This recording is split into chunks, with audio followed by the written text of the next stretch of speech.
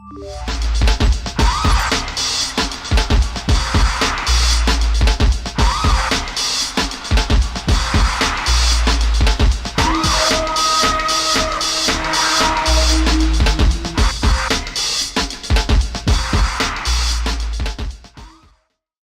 I come! On the season finale of Dragon Ball Daima.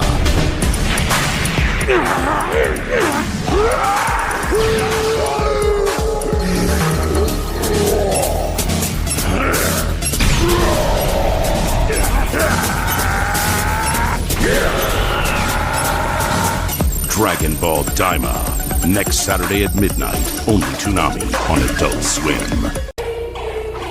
Bakuru number 4, you idiots! You can't block it with a Cheeto! On the next all-new episode of Bleach, 1,000-Year Blood War. It was reckless, Ikaku. All the same, thanks. He may be a corpse, but he's still the captain of Squad 10. I guess I'm lucky he only got me in the leg. Bleach, 1,000-Year Blood War. Next Saturday at 12:30 a.m. on Toonami.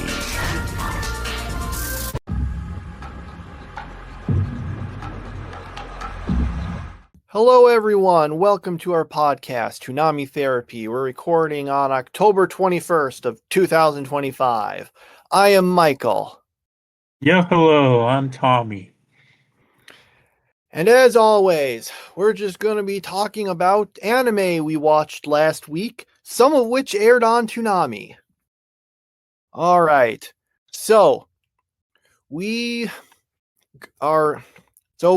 as usual, we start out with the Toonami series in order. So, we've got, let's see, Dragon Ball Daima episode 18. So, Goku and Goma and, the others fight for a bunch. There's actually really not that much dialogue. It is mostly fighting when you get down to it. I remember there's some part in 5th grade, I think we had to read books and write down some stuff in it, and I think my notes for one, I picked the Lord of the Rings trilogy, and for one of the things I think I just used the phrase "lots of fighting" in this chapter or something like that.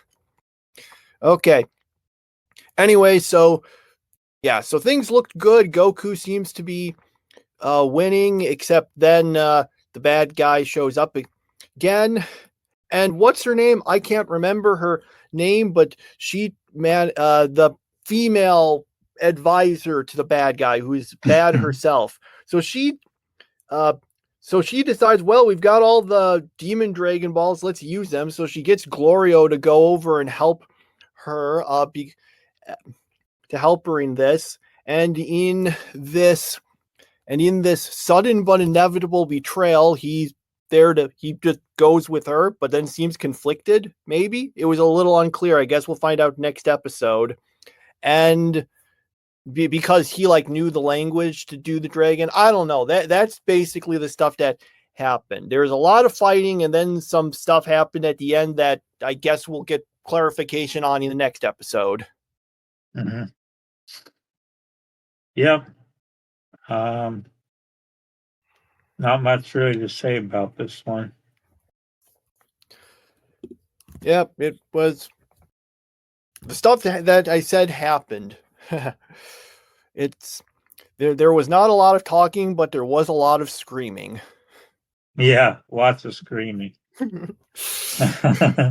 Yeah, maybe that would have been if I wrote just lots of fighting for that Lord of the Rings bit. Maybe for this, I could have just written lots of screaming and moved on. Yeah. Yeah. Okay. And Goku isn't even in his final form yet. So, Okay. So, Bleach, 1,000-Year Blood War, episode 21.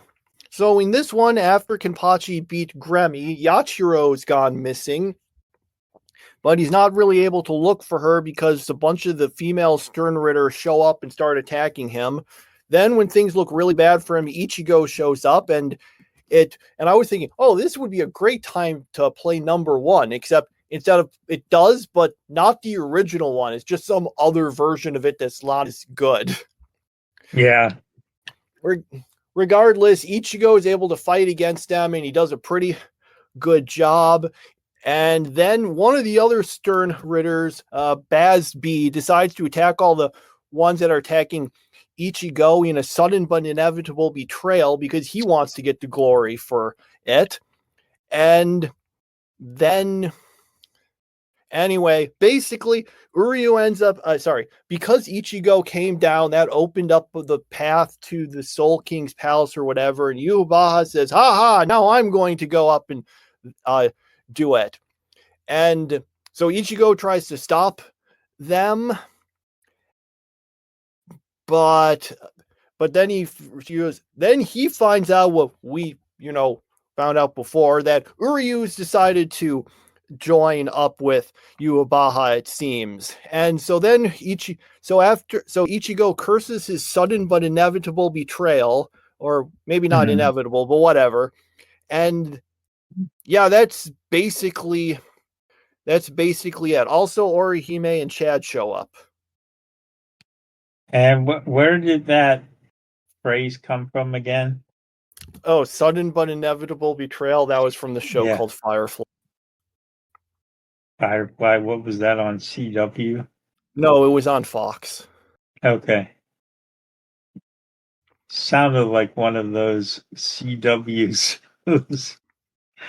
No, a character when they're like playing with their with like I think some dinosaur toys, as one of them say to the other, "Curse your sudden but inevitable betrayal." Mm-hmm.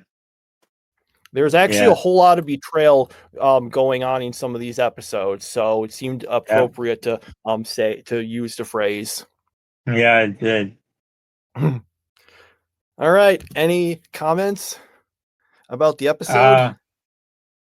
Well, we finally got Uryu established as a bad guy now, so he's now Sasuke, and now Ichigo is going to spend the next 2 cures trying to win him back, I assume. I don't actually know, so maybe it goes by faster than that, but yeah,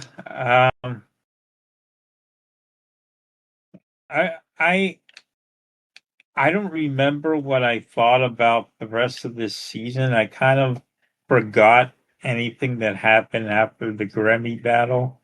So I feel kind of like I'm finding this out for the first time again, even though I already actually saw it. But how many episodes are left in this arc?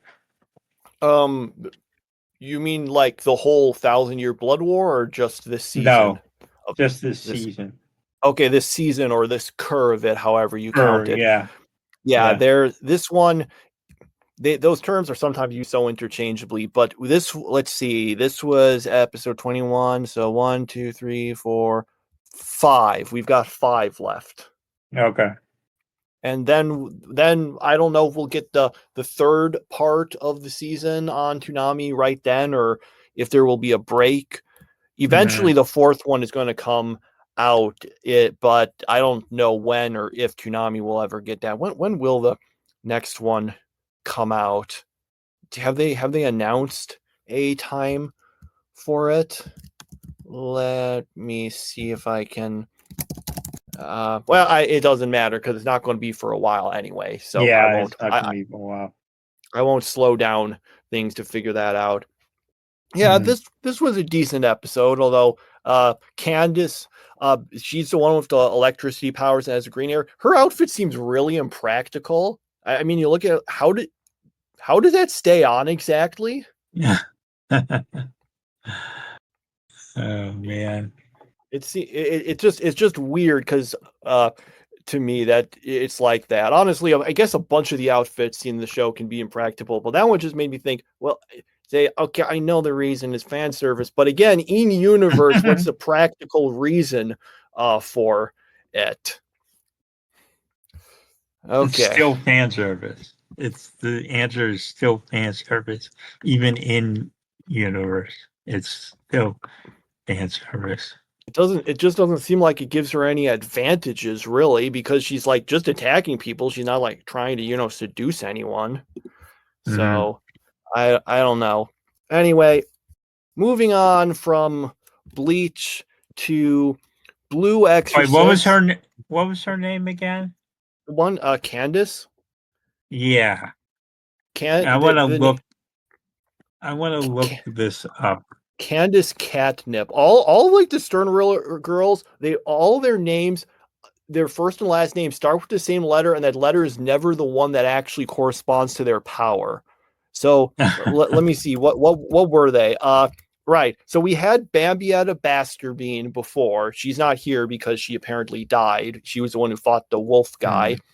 So here we've got, and she had E, the explosion. So we got Candace Catnip, who has T for Thunderbolt, I think. I don't know if they've actually said what they are yet. But then we have Giselle Jewel with the Z.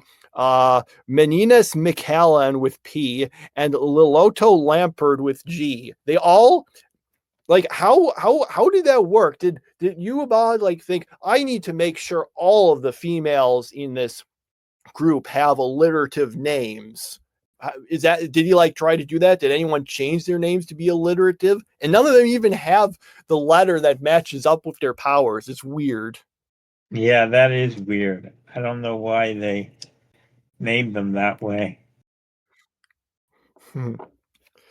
Okay. So we got all of that stuff. Then we move on. Blue Exorcist episodes 46 and 47. We had 2 episodes here.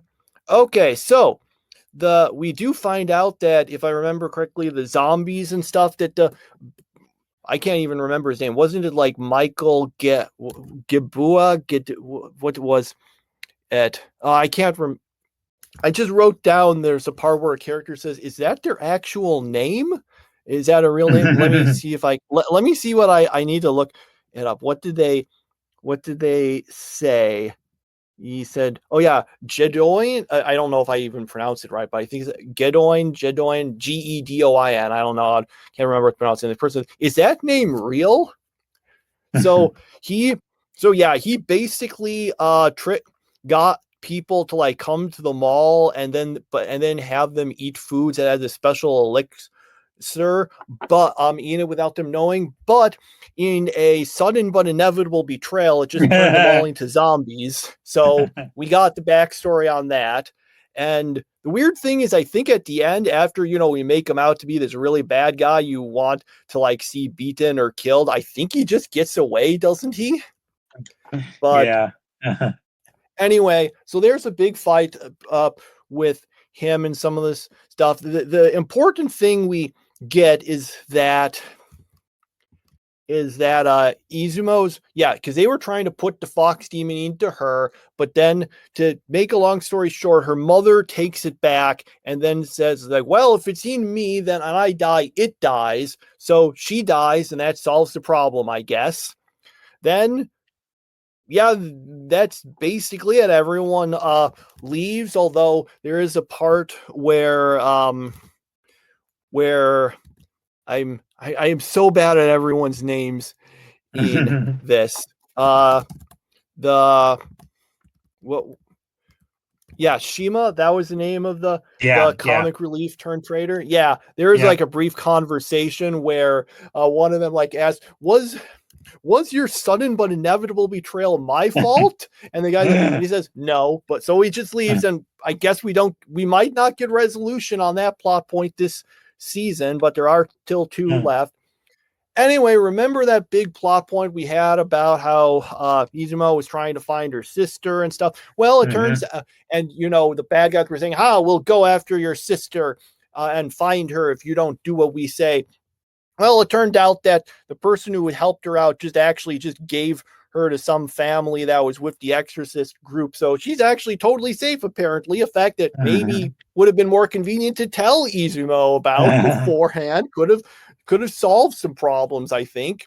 But that's all great. So things seem resolved. And in truth, I'm looking at this thing. Oh, wait, this isn't the end of the season. We've got 2 episodes left. Yeah.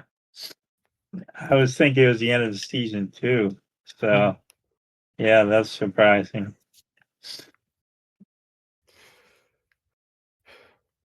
Yeah, I thought these episodes were decent. Yeah, they're pretty good. I enjoyed this. And I still don't know why this guy is staying as a traitor because he, I don't know, it just feels like he's got to come back sometime, but he's taking his time. So maybe he's, like Uryu, he's like Sasuke. So we have to fight to get him back. And um, yeah. Yeah, compared to Uryu, I'd say his betrayal was more sudden but less inevitable. All right. So we move on then to One Piece episode 749. So they all manage to get out of the mine, but get attacked by some of the enemies. But then Bartolomeo manages to use his barrier thing to get stairs out. So yeah, everyone gets out. They do get attacked, but some of the other characters show up. Kinemon and Zoro and fight, and things seem all and yeah. And then Bill shows up and says, and reveals, okay, I know I already did a sudden but inevitable betrayal to you, but it turns out that I had done that even beforehand because Desire, I was the one who attacked your ship to begin with as some apparently part of a plan to get you on my side. I can't remember if that was actually his plan or if he just stumbled upon that by circumstance. So yeah, we thought he had already betrayed them, but he had actually betrayed her originally beforehand, and it all gets very confusing, but I guess the point is to enforce, yes, he's a really bad guy. Yeah. And I'm confused. Are we like already on the main arc or is this just like a mini arc before the real arc? It's a mini arc. Okay. That's what I thought, because I keep thinking, well, this is going on a little longer than I expected. And um we still have no sign of Nami, Chopper, and the skeleton guy. Um, they went missing early in the last arc, and we still have no sign of them. So we aren't even sure if they still exist. But yeah. Uh, yeah, and Bartolomeo's stick is getting really annoying. Like, it was funny at first for a little while, like his obsession with Luffy is like, okay, that's pretty funny. But now it's just starting to get irritating. It's really irritating at this point. So, um, yeah, I I think we need to move on from him, that is. Yeah, I just want to move on from this current stuff, really. This Okay. whole arc, mini arc, you mean? Yeah. Yeah, I agree. Okay. All right, so we'll move on to Yu Yu Hakusho episode 77. All right, so basically the bad guy, Sensui, we find out, well, we already knew that he was basically Yusuke's predecessor, but we found out that basically because he saw stuff in such black and white, when he basically went to this place and saw humans doing really horrible things to demons, it made his mind snap, and he turned evil in a sudden but inevitable betrayal. And so that's why Koenma says, yes, when I chose you, Yusuke, I wanted to make sure I would find someone who wouldn't think too much. Anyway, so we basically get that backstory. Then Sensui decides, well, I've been in the background too long. I guess I'm just going to show up and starts attacking them. So they go to fight him. Oh yeah, he also mentions that since we also mentions that he anticipated Seaman's sudden but inevitable betrayal as a plan to let him find them. And yeah, then they all start fighting, and Yusuke fighting him, but seems to be at a disadvantage, which I guess makes some sense because we're like, I don't know, halfway through the arc. I don't think Yusuke is gonna just beat the bad guy here. Then again, in Naruto's final arc, after setting up Tobi and Madara as the the super big enemy bad guys, midway through like the final fight, they basically just get beaten by someone new who shows up and goes, "Hey, I'm Kaguya. I'm the final boss now." Yeah. The mystery of Tobi. Okay. Yeah, this was. It's a weird episode, I enjoyed it while I watched it, but then when afterwards, I'm thinking, yeah, it was just kind of okay, I guess. Yeah, I was kind of bored by this episode. I did enjoy some of the things of Kurobara's sister trying to protect him, and then Kurobara's sister giving the episode preview at the end. Like that was because he sounds so disinterested in giving it. So that was probably the highlight of this episode was Shizuru giving that uninterested preview the next episode. And yeah. Um yeah, I'm not sure what this whole spirit detective thing is about. Like, so he picked someone else to be spirit detective and now he betrayed them.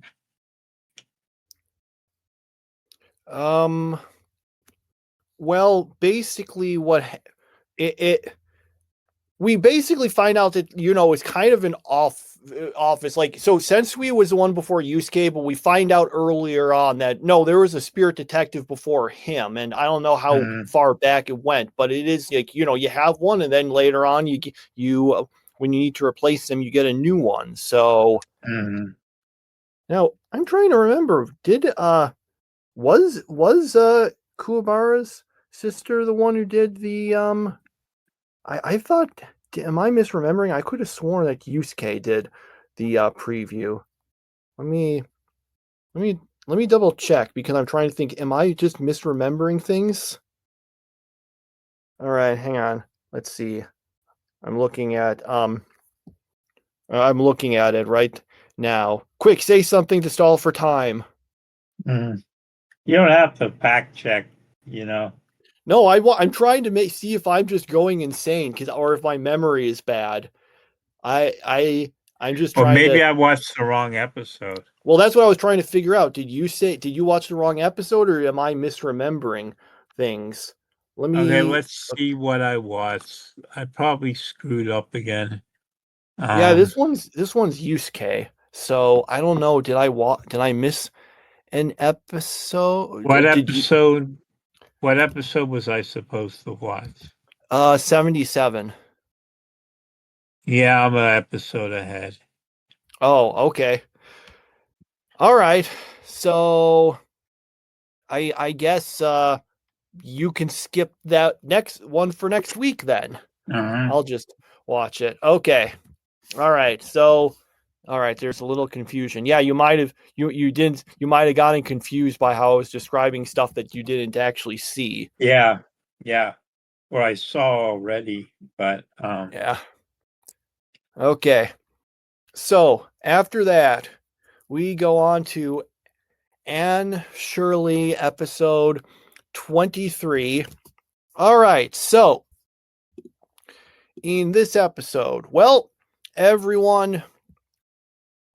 Anne meets Roy's family, or at least his mother and sisters, and then everyone graduates. Not shown is we only see a few bits with it, so it skips over all the boring parts, which is about 95% of a graduation ceremony.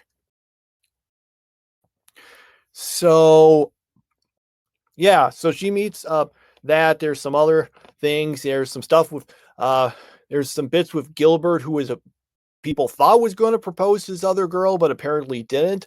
And then Roy proposes to Anne, but she seems hesitant and kind of just says, "Well, no, I guess I can't." And well, I don't know. I guess we'll get the resolution in the next episode, but it would be funny if you were to say, "Curse your sudden but inevitable betrayal," to her rejection. Mhm. So yeah, that was the episode. Did I miss anything important?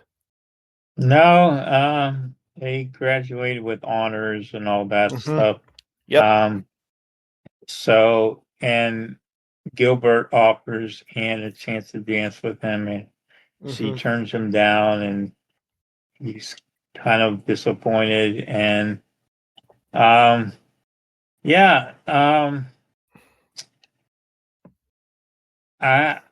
I guess with one episode left, we got to resolve this somehow, because it would be a real shame to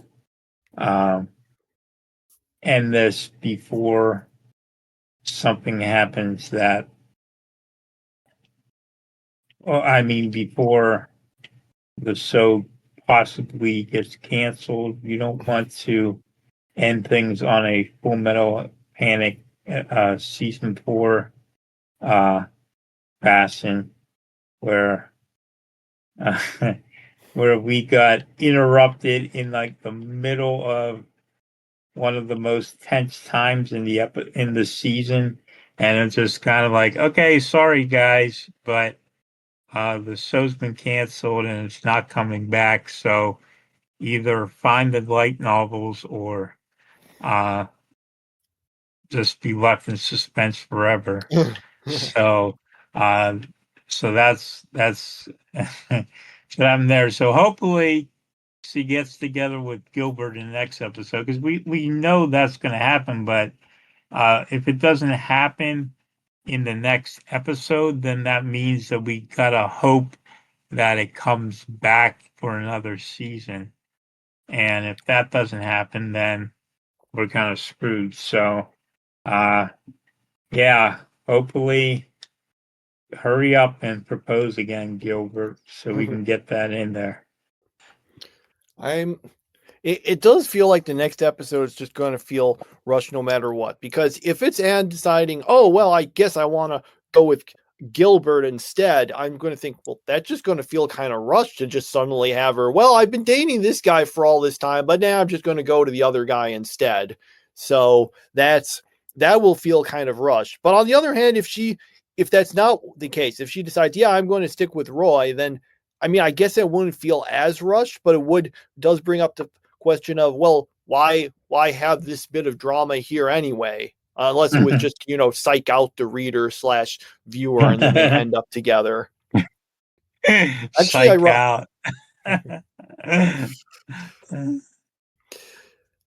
Yeah, we'll That's a see. good way of describing it. That's a good way saying we're just going to psych out the reader by, it's like, you got to wait another year to find out what happens. Yeah. I thought there were interesting things in this episode, but I don't know. I guess how they actually end up resolving this love triangle is gonna have a big effect on whether I find it satisfactory or not. A big effect on what I ended up thinking about, these stretches of episodes. Mm-hmm. Yeah. Yep, just one more episode, and then we'll be at the end of the third book, as I understand it. Mm-hmm. All right. Witch Watch episode 23. Okay, so we're back to the plot of the teacher-student manga duo, and in the first segment, Um, the teacher tries to prevent her student from meeting up with an old creepy man, and then so she gets all these hints that it's an old creepy man, and it turns out just to be the father of the girl who she met. So that turns out okay. And then they have to do a uh, convention thing together. So what ends up happening is that the teacher forgot to do a few things on the things, but Nico's helping. So Nico can use a spell to help her out. But since Nico has to follow the law of equivalent exchange, then she has to take something of that color, which is Moe's hair, and Moe's hair gets made all white in order for her to use the black ink on the pages. And then please tell me I'm not watching the wrong episode. Am I doing it all right so far? No, this was the right episode. Okay. And then let's see. So then whenever they see his hair is all white, they kind of panic, but then they find out that he looks exactly like one of the characters, so they think he's cosplaying, and that causes more people to come over to their booth. So everything gets solved, except for the fact that when Moe gets his hair back, it's off color, but he doesn't say anything because he doesn't feel like complaining. And that is the correct episode for once. Yes.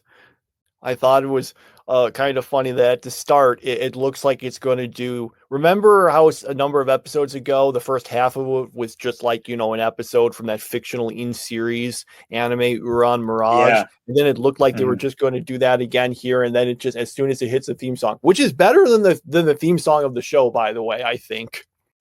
It's, I looked it up. You can get that you can buy that like song off iTunes, like and stuff. There's like a full version of it, even though again it's a theme song for a fictional series within the fictional series. What's it called? Yeah, Uran Mirage. Oh, you mean the song? It's called Bitter End, and it's by it's Who Ya Extended. That's the name of the artist. Who Ya Extended, and the song's called Bitter End. Yeah, okay. So, Okay, yeah. I got it now. Ooh, yeah. Yeah. Spelled for the record, WHO-YA. Yeah. That's the kind. So anyway, yeah, this episode. Well, I thought the last segment was the most interesting because, it actually involved the main characters. It had Nico and Morihito involved. And for once, Nico's magic, actually is useful without just comically backfiring and leading to shenanigans. I mean, I guess there were some shenanigans, but not as much as usual. It still did what it was supposed to do. Mm-hmm.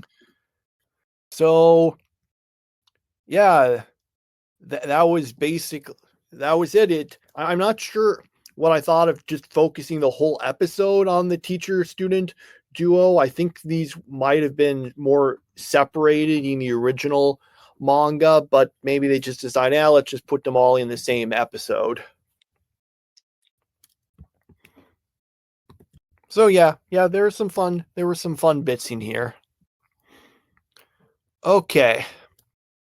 So, after that, we close out on Kaiju number 8, episodes 20 and 21. All right.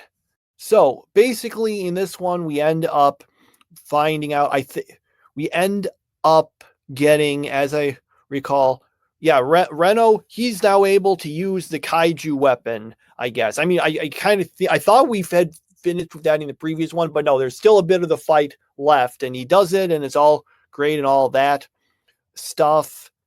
And then the series remembers, yeah, Kafka's the main character, isn't he? Maybe we should focus on him again.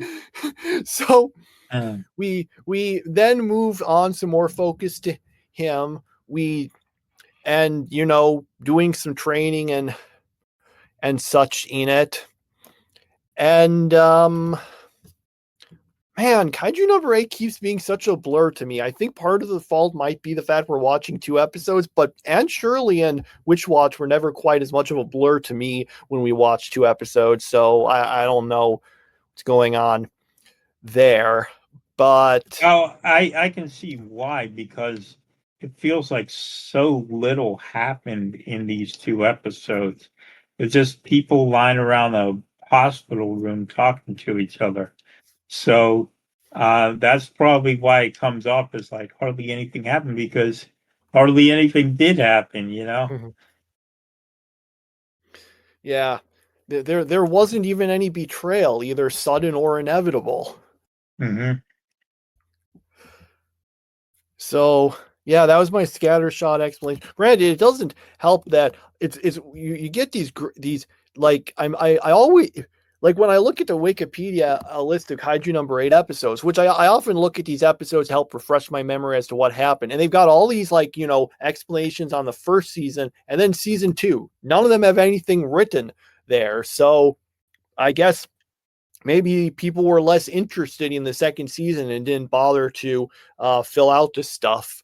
Although weirdly, the Blue Exorcist one, season 3 is missing stuff also. Actually, it's been updated. I noticed it seems according to when they air on Toonami. So I think someone must be watching it on Toonami and updating it because the last 4 episodes they don't have anything in there, just the stuff we saw before. Now, admittedly, this means the 2 episodes that just aired are blank in terms of synopsis on the Blue Exorcist season 3 article, but I think that was the case for previous ones also. So yeah, by the end of this week, it'll probably be added on. Someone seems to be doing it as they watch it on Toonami, it seems. So yeah. Okay, that's my scattered thing of Kaiju number 8. Yeah, the thing I remember the most of is when Kafka is doing the training with Hoshino, I think his name was. Yeah, I remember that. And there was also that funny bit I can't remember if it was the first or the second episode, but when we had the radio show thing and all the questions are just being sent by one of the other characters and referring to how great they think they are. Yeah. Okay. Yeah, I'm not a big fan of those comedy bits at the end. Like, they seem so far off the actual show that they don't even seem like they're from the same series. So yeah, I feel like those episode endings just don't work with the rest of the show. And these episodes, again, I was very disappointed because I just felt like so little actually happened. They just kind of sat in the hospital rooms and talked to each other. And, I guess we did get that one battle where the guy won, but then after that, it was just kind of, chattering. So, yeah, just not the best of episodes. I feel like this is like Attack on Titan, where we're stalling for another season to put all the good stuff in. We have to stall through the second season to make sure we can build up long enough for the third season where all the exciting stuff will happen. Well, So, Yeah. Well, I don't think they stalled through season 2. We had some really important stuff in there. Like we found out the truth about the Colossal Titan and the Armored Titan. That was really big, for example, and a bunch of and some other things. So I thought that was big. It was the second part of it was the first part of the third season that I thought Yeah, was that's kind of. it. That's it. Oh, okay, that's what you're thinking of with what people call the Yeah. politics arc. Okay, Yeah, yeah. yeah. Okay, so yeah, I guess that's it. Yeah. Yeah, I'm thinking Kaiju number 8, watching 2 episodes per week. That might have been a mistake in retrospect. I was thinking, well, we it would work well in the schedule, but maybe if I could have done it again, it would have been better to, do some more doubling up on Anne Shirley or Witch Watch and start on Kaiju number 8 earlier, or I mean, just double up on one of those series, maybe alternate and watch one episode of Kaiju number 8, but that could have worked into the schedule. But as it is, I think we're just this is what we did. So, and it's too late to change now. So we'll just watch the last 2 episodes of the season for next week. Yeah. All right. I guess we can give our picks for our favorites then. Yeah. So, not much of a surprise for me this week. It's Blue Exorcist for Toonami. It's Witch Watch for non-Toonami, and it's Candace Catnip for my best girl of the week, keeping alive the streak of different best girls every week. I've somehow made it all the way almost through October, but man, we're gonna have a hard time surviving into November, December, trying to get different girls in here because we're running out quickly. So Don't worry, we're yeah. going to have a whole lot of new shows to be watching soon. And that's a whole lot of new characters. Yeah. Okay. All right, for me, I think I will pick Blue Exorcist as my Toonami series. For my non-Toonami, this is actually a bit of a tricky one when I look at them, because I'm thinking all of them were just kind of okay to me. I'll say Anne Shirley, although, like I said, depending on how the next episode goes, I might retroactively think, oh, no, wait, I like this episode a lot less because the follow-up and conclusion wasn't that great. But there at least was some interesting stuff here, so I'll pick that. Although Okay. I'm tempted to give it to Witch Watch again just because I like that Uran Mirage theme song, but you only get it's still just a second. So yeah, we'll go with Anne Shirley. Okay. All right. Okay, so for next week, to clarify it to everyone, next week, Toonami is going to be partially off. There's just Daima and Bleach. We aren't getting the rest of the stuff because they're showing an Uzumaki marathon, because it's not Halloween, but it's the closest Toonami is to Halloween, I suppose, for this week. So, I mean, for this year. So, yeah. So, we've got that. Off Toonami, we're going to be watching one episode of Yu Yu Hakusho, one episode of Anne Shirley, 2 episodes of Witch Watch, and 2 episodes of Kaiju number 8. And we'll be finishing with Anne Shirley, Witch Watch, and Kaiju number 8 all in the same week. And but it's good because we'll have more time, because Toonami will only be 2 episodes. Yeah, well, you don't even have to watch Yu Yu Hakusho unless you want to rewatch it. Okay. All right. Anything to discuss before we leave? No, I don't really have anything. All right. Well, that's all of it. And I guess I used up all of my sudden but inevitable betrayal jokes for this episode. And, yep, that's it. We'll see you all next week. Bye. Throughout the years, Cartoon Network has provided some of the finest animated films on television. We asked you to vote for your favorite movies, and we're counting them down to determine which films stand above the rest. Everybody watch! This is it, Dexter. My destiny. Have a hot dog tonight. It's Cartoon Network's Cartoon Theater Top 10 Movies. Thursday, October 30th at 11:30 p.m. Eastern Time. Only at ToonamiRemastered.com.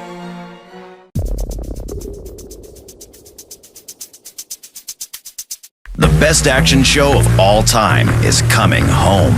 And this time, it's uncut. Well, I guess it's your lucky day. All your favorite episodes, the way they were meant to be seen. Yeah, let's go. Incredible! More punches, more kicks, and then even more punches. And it's not going to be pretty. DBZ Uncut, coming up next. Kamehameha. Only Toonami.